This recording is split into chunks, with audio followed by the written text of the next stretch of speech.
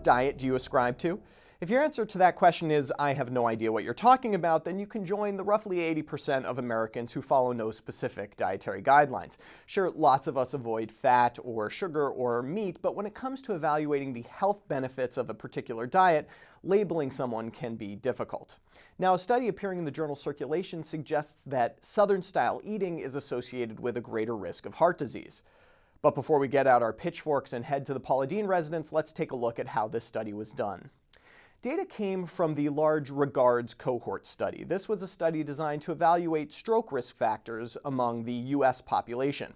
About 15,000 individuals from the Regards study were eligible for this sub-study and provided dietary data in the form of a food frequency questionnaire. The cool thing about this study is that they used factor analysis to identify dietary patterns.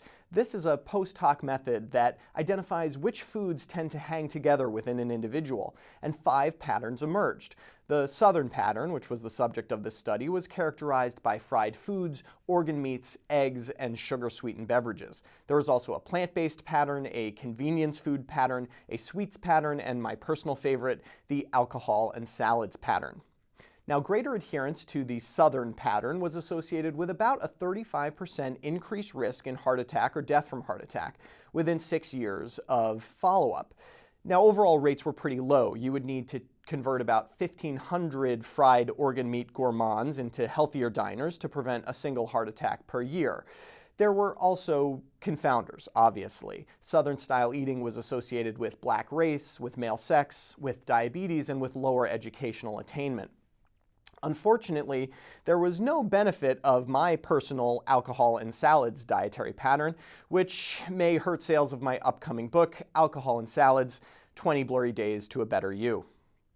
Now, the main limitation of this study was lack of control for unmeasured confounders like socioeconomic status and access to health care.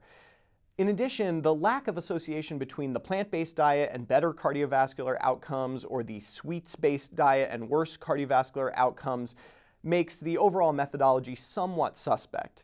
Still, I think it's fair to say that I'll be avoiding that second helping of chicken fried steak tonight. For MedPage Today, I'm Perry Wilson.